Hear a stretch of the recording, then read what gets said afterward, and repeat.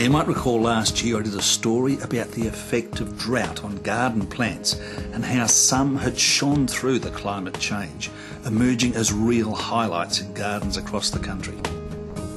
Flower carpet rose came up trumps right across southern Australia and proved to be as tough as many of our Aussie locals. We're back in the beautiful Dandenong ranges of Melbourne, where last week I showed you part of the selection process that leads to the development of brand new plants. And I've got a brand new beauty for you right here. It's called Flower Carpet Amber. And the great thing about it is that it changes colour. The flowers come out a bright amber gold, turn apricot and then fade to a lovely soft pink. It's a humdinger.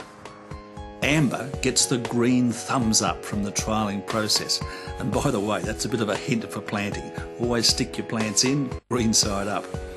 Now, it's about that complicated, but I'd always recommend adding organics into the soil, and remember that all plants need to be watered regularly for up to a year before they get to perform their drought-defying tricks. So how do you maximise the flower show that these ground cover roses are capable of? Well, if you can see the glint in the eye and you know a bit about me, you know it has something to do with pruning. Grab your trusty Fiskars shears and take off the top 10-15 centimetres of growth. And you can cut through at pretty much any spot you like. Now, this is in contrast to the sort of pruning you're going to see a little later in the show when Phil shows you how to trim up a bonsai. But in this case, it doesn't actually matter where you cut through.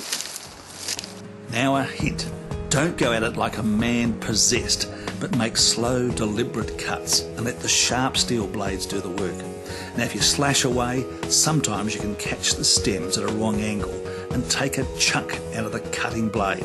And the best shears in the world, your pride and joy, they're wrecked. I'd then throw on a controlled release fertiliser, and in 5 to 7 weeks you'll have a knockout show of flowers covering a compact bush.